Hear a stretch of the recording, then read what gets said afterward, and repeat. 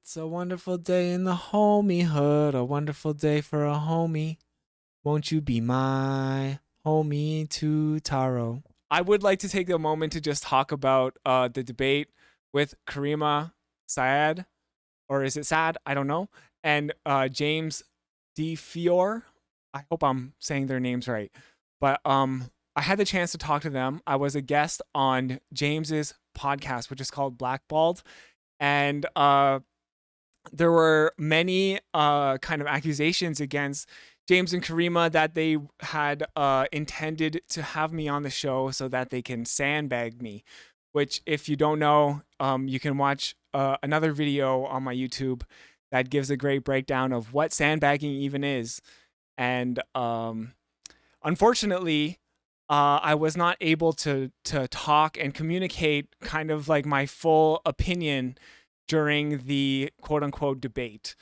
Because, it was a 2 versus 1. They were cutting me off a lot. So I just wanted to take a moment to kind of clarify some of the points of the debate. So at a certain point, Caryma, when I was offering my criticism of her and her work, which again I think is like very valid, um, she kind of asked like, what are my credentials and what is it that positions me to be offering this critique? And I thought that this is kind of funny, right? Because first of all, I've been invited onto this podcast, and I like, what are my credentials? Like, well, if you don't think I'm have any credentials, then like how come I've been invited to this podcast to speak with you, right? Like, maybe if I don't have any credentials, then maybe that's a problem with the production of your podcast. But also, I wasn't even really given the courtesy to introduce myself during the segment. And it's pretty normal when you're a guest on a podcast for someone to be like, could you introduce yourself? Could you tell us your name and your pronouns and what you do? And unfortunately, I didn't even really get that opportunity. We really just introduced our names. The audience, which was already familiar with Caryma, and James kind of casted her in a positive light because she's a friend of the show, and I am just someone named Danny Taro, who has criticism. And that was kind of the only thing that, like, the only way that I was introduced. Like, I'm just a person with a name. So, just to clarify, like, who I am, like, my name is Danny Taro. At least we know that much. And I do this stream called My Homie Tutaro. And I'm a content creator. And my experience in this realm is that, well, once upon a time, I suppose I still have the hustle and the flow in me, but I was a hip hop artist. And being a hip hop artist and a poet, it led me to being an event organizer and doing like art as activism, right? So I must have organized like hundreds of poetry slams in my day, not all by myself, but as part of a collective. And let me tell you, working with activists who are also poets is no easy task. And it takes a lot of communication, and there's a lot of ego, and there's a lot of competition. So it's not like I'm unfamiliar with what it means to be working with others, And in addition to that, I'm also the business manager of a student newspaper. Shout out to our Trent Arthur. Which is not to say that I'm a journalist or anything like that, but I have played a peripheral role in the recent, I think, success of the local student newspaper here in Peterborough, Ngojmanong. So again, I'm not a journalist, but I have spent a significant amount of time meeting with the editors of our newspaper. And I think, when you meet with the editors over literally years, every week, I think it gives you like some decent insight. And I have learned a thing or two about journalism and what it means to be creating ethical journalism, and even just like good tips and tricks and things that you should think of when you're making when you're doing journalism, and I mean, we can't even question like whether Caryma is doing the journalism, but I I have dabbled in this realm. I've even written a couple articles, back when I thought like the NDP was maybe a better political vessel than they were. But I also, and I work in design mostly, and I've designed the website, and I've weighed in on quite a number of the business decisions that the local newspaper has made. So, on top of that, I am an activist and I am an organizer, and I'm not just as a hip hop artist, but I have been part of several organizations that engage with the activism, and even to this day, I also help curate events and make sure that people, specifically people who feel like they don't quite have a voice in the community, have a space to make their voice heard and help facilitate those communities. So I am an activist, I am an organizer. I'm currently undergoing or recovering from cancer, so I haven't been super active in that way as of recently, but I do have a history of being engaged with activist organizations. And I know, as someone who is like a mixed race person, and I'm part white, sometimes I'm white passing, um, that, and I'm also a cis hetero male. And, I know from like working in these spaces that it's not really good practice to like center yourself. And let's say if we're showing up for a rally about trans rights, if I center like a small incident that happened where I experienced racism as a Japanese person, I'd like that, to me, would not really be something that I would make a big deal about, because we're not there to fight for the rights of cis hetero Japanese men.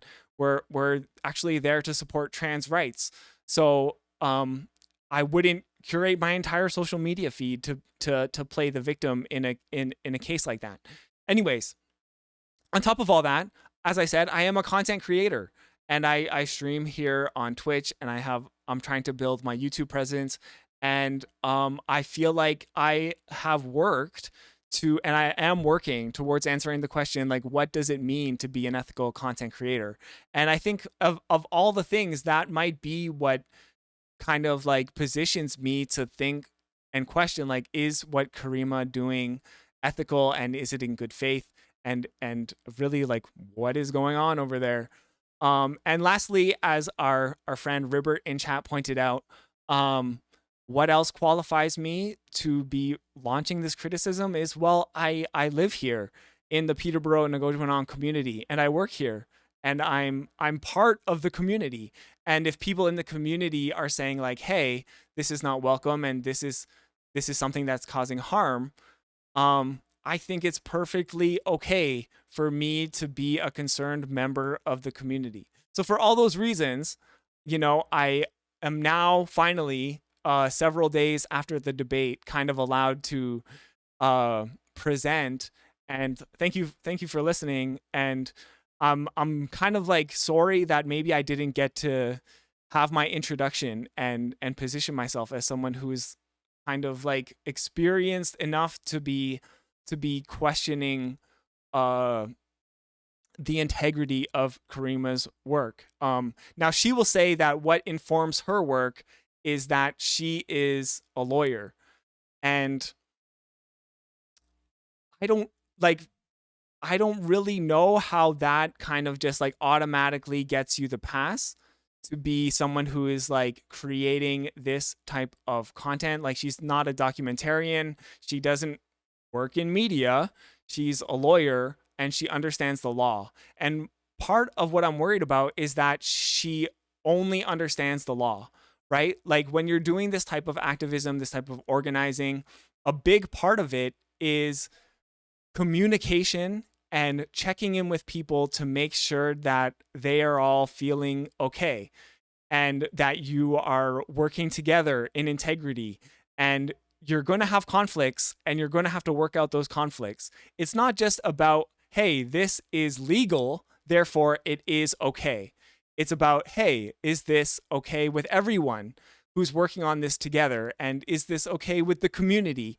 And is this okay if I take on this particular role and you take on these other roles so that we can achieve our communal goal, right? But as I brought up during the quote unquote debate, I felt like this groundwork, this very kind of basic understanding that literally anyone should know if they're engaged in activism, or had a history of activism, um, should be engaged with. So, um, the pushback that I kind of got during the interview also was like, well, what harm is being done? And how can you demonstrate that what Caryma is doing is actually causing harm? And I can understand that for some that might sound like a legitimate question. However, what I wish I had said was this.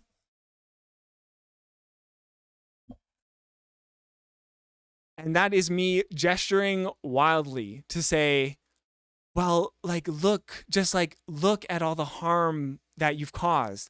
And not only that, and it's not just me, and I have not been harmed directly by any of this, let me say that much. But just look at all of these groups of people, all of these different incidents where people are saying, hey, you know what? This is causing me harm. And specifically, I could have got into things like there was the Friends of Chinatown event where Caryma invited neo-Nazis to come and debate her. And the Friends of Chinatown said, hey, maybe if you could not invite all of these extremists into our community and cause harm, that would be really great. And what did Caryma do? She doubled down. She had the event anyway. There was a protest. There was a counter protest. There was a conflict. And like, harm was, I think, objectively caused, right? And there's other incidents. There's the doxing and harassing of Black women online. And, you know, not only just that, but also making a spectacle of it because to make sure you're getting those clicks, you know, and now there's the specific harming of the queer community that has rallied around in the Peterborough over the Peterborough drag storytime protest and counter protest. So again, if you're not aware of any of this stuff, I could understand how this might sound like a legitimate question. But the very fact is that there's large groups of people who feel as though harm is being caused, right? And whether you think that's legitimate or not, you should at least agree that when there's large groups of people, you should maybe make an attempt to address the potential, whether it's proven or not, harm that is being caused. And no matter what you think about Caryma, if you're a fan or if you are her criticizer, I think that it's only fair that she address that harm that is allegedly being caused. And I mean, I'm sure people in chat are rolling their eyes when I say allegedly, but I really just want to talk to like Caryma supporters because I think it's important to recognize that. Put yourself in that situation. If there was a group of people and they said, hey, you're causing us harm, what would you do? Would you double down and would you flip it? And would you put your social media presence saying like, wow, look at all these babies who think that harm is being caused? No, you wouldn't do that. You would take a more humanist approach and you would address the potential harm that people are saying that you're causing them, right? So specifically about the Peterborough drag story time, what is the harm being caused? Well, for one thing, it's filming people without consent and feeling entitled to use them for your social media, right? There is an ethical way to use your social media, especially when you have a large platform and especially when you're being followed by some potentially dangerous people who are white supremacists or who are far-right extremists. I think it's only fair for people to not want to be filmed and not want to be interviewed when you walk up to them and stick a camera in your face. And now Caryma would, of course, say, because she is a lawyer and that's what informs her work, that it's legal, that you're in a public space and you have no reasonable right to privacy. However, when you're coming from the position as an activist and an organizer, you might say, well, is it moral? Just because it's legal, it doesn't mean that it's moral. And it doesn't mean that you should be doing these things without consent.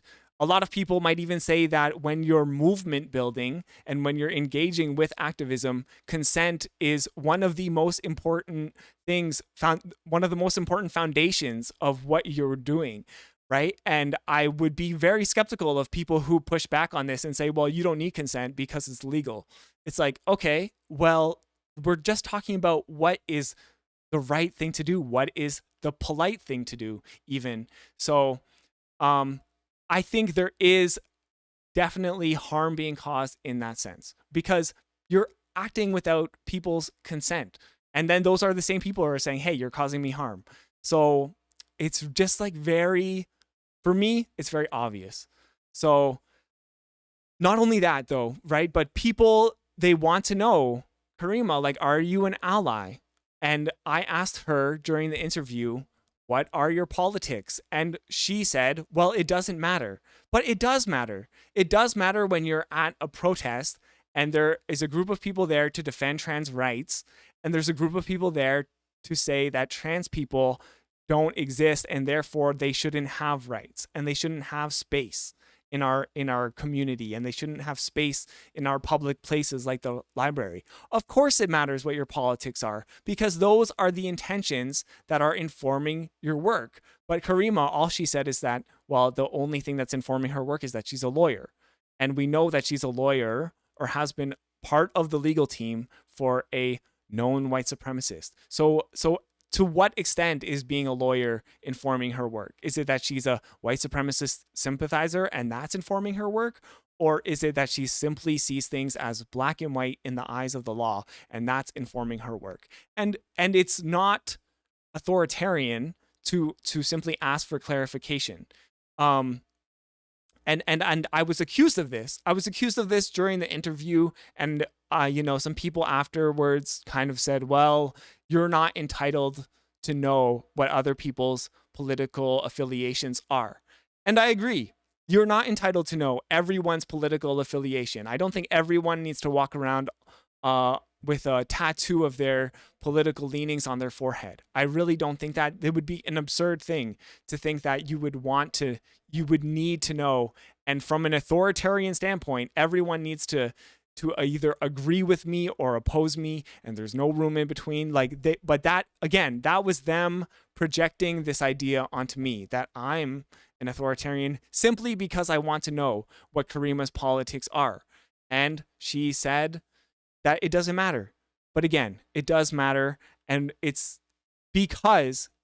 does matter because she's doing this type of work where she's going around and sticking cameras in people's faces, and her cameraman is, pushing people around and also filming from different angles and then turning around and using that footage for social media. Of course it matters, but it doesn't matter for everyone. It matters in the context of Caryma and her cameraman's work.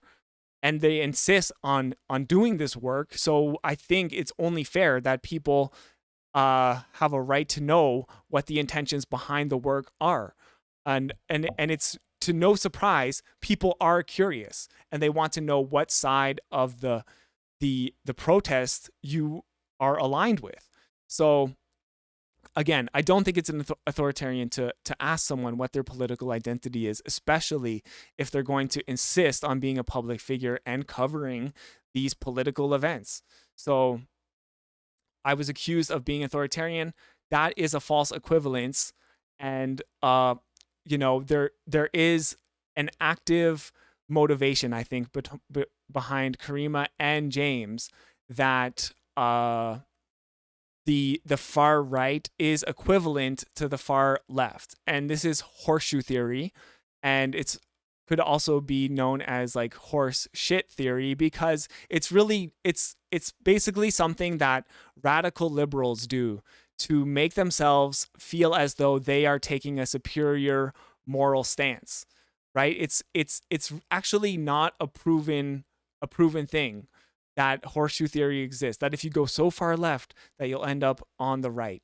As a leftist, I definitely oppose authoritarianism of all kind, and I would not support China, for example, as people might say that they're a communist country. They're not a communist country. They're an authoritarian state, and they have a communist party. And it's important to understand these political definitions and know that you can't go so far left that you end up far right, you know. And it concerns me that Caryma is coming from this place. And I would go as far to say that being a radical centrist, a radical liberal, and saying that the far left is just as bad as the far right is why I would label what Caryma does as a grift. Because we've seen this thing so many times in like progressive media, where there's someone like Glenn Greenwald or Jimmy Dore, or there's so many others, Dave Rubin, right, where they position themselves as someone who is part of the left, and then whether it's the realization that they can get a bigger following or they can get more money, they somehow become part of the right. And they make their "Why I Left the Left" video. Now, there is no "Why I Left the Left" video for Caryma, because we have no understanding of what her politics really are, and she refuses to clarify.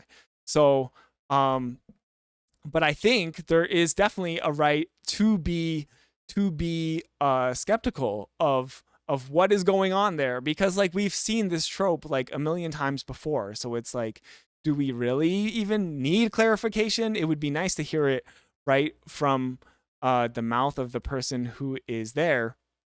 But it's kind of like assumed at this point that she is part of this kind of undercurrent where you pose as someone who is of the left, but in reality, what you end up doing is pushing people slowly and ever so gently towards the far right, because you say, oh, look, fascism is bad and anti-fascism is just as bad as fascism. So it kind of takes people out of the ecosystem of becoming leftists, because they fear, like they have that same fear that there's something just as nefarious going on over here. And that is really just not the case. Leftists are not an very organized movement in Canada. I will tell you that as much. And it's kind of sad that we're not as organized as the far right.